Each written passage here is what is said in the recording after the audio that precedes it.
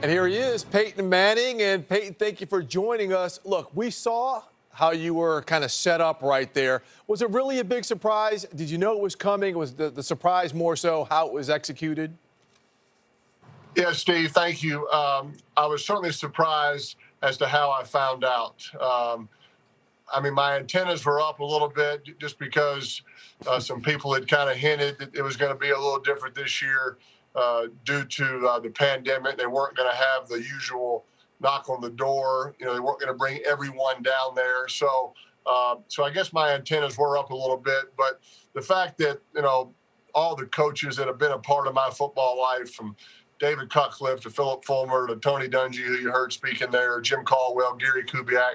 There was also a video on the Jumbotron from my high school coach and John Fox, Tom Moore, Jim Mora. So about 30 years of coaching kind of right in front of me in about a 3-minute span. Peyton, first off, congratulations. Thank you. What I wanted to ask you is that from a point very early on in your career, this moment seemed to be a fait accompli. I'm wondering if there's any anxiousness, any nervousness as we get closer to that day when the announcement's going to be made for someone such as yourself, where we all expected this for so long? Well, first time I've had to translate French in an interview in quite some time. It's a good thing I took a little French down in New Orleans. So I think I know what that means. Look, it was, it was something, Jim, that I never assumed. People talked to me about it and told me, oh, this is what's going to happen. And I really didn't want to hear it. I mean, when you're playing, you don't think about something like that. You don't really look behind. You don't look too far ahead. You kind of focus on the present. And so, a couple of times, some people tried to get me to autograph a helmet that had Pro Football Hall of Fame logo on it. I said, I'm not doing that. That's not right. And so I never assumed anything. And I'm going to lay a little Spanish on you. You are El Jefe, and you have been the guy in charge. But, of course, early in your career, I remember, you're the son of a quarterback. You have such reverence for the history of the game and what it takes to play that position and be the quarterback. Are you going to have a moment during this where the goosebumps hit? I'm thinking maybe in that gold jacket ceremony Friday night, the quarterbacks all take a picture over in the back room. Do you feel like it's going to hit you like it would for most people? Mike, I found myself, getting a little emotional when I called my dad to share the news with him. I asked him to present me. He has had the greatest football impact on me, for my entire life, even though he never was my coach, but he was always just there to encourage me, to help me. And I mean, that's knee football when we were kids, backyard football, on to high school football, where he used to come and help us work out because we went and asked him, hey, Dad, will you come watch us throw?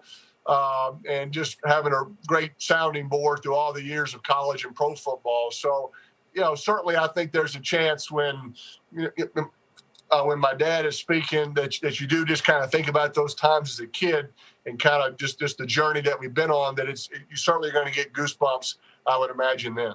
I've kind of thought that after you enjoy the induction ceremony, that for future ceremonies you could play a larger role, either as host or executive producer, maybe maybe a skit or two. I'm just wondering how you feel about maybe just taking over starting in 2022. Well, I don't know if it's me, but I would be in favor of someone kind of keeping the show moving a little bit. And I'm just going to call my shot. I'm going to call my shot now, Mike. Steve, I know you've been there for all of them. I'm going to be on time. They're giving me 6 minutes. They said I can go up to 8. I'm calling it 7 minutes, and I am up there, and I am out of there. And I think I think people appreciate brevity, especially guys like John Madden, who hopefully might be behind you, and all the great fans that have come from a long way away to see you. I'm kind of encouraging everyone to be on time, and let's keep it moving. Don't be afraid between now and then to personally thank some people. To me, that's what I've done, Mike, is I've called these people, talked to them personally. And so maybe you don't have to thank every single person that you've ever met in your life when you speak. If you do it personally beforehand, there's a lot of time between now and August. So I can see Steve smiling. Brief speeches are a good thing. Hey, Peyton, This is exactly what I'm talking about. Yeah, save this tape. Just produce it. Save this tape, and let's rerun it every time Jerry Jones' speech comes on, and let's compare the two right there.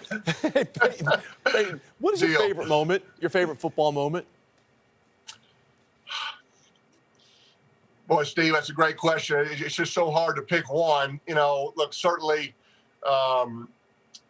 Indianapolis, we had so many good years and just didn't always finish the way that we wanted to. And then finally in 2006, played the AFC championship game at home, made a comeback against the great Tom Brady and the New England Patriots. I just remember kind of just from that time we took a knee to kind of the locker room, to celebrating with my family.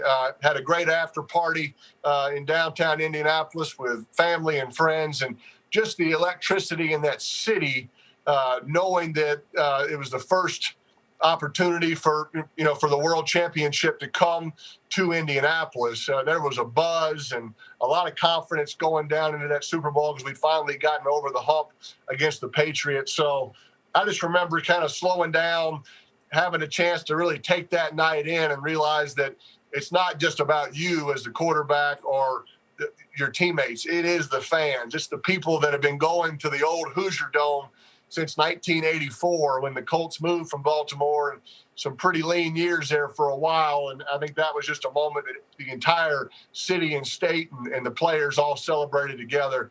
That's one that just sticks out as a pretty fun moment. All right, Peyton, well said. Well, congratulations on making it to Canton, and I'm going to end it with a little Hawaiian. Mahalo. Thank you very much, Peyton. I like it. Thank you, Steve. Thanks, guys.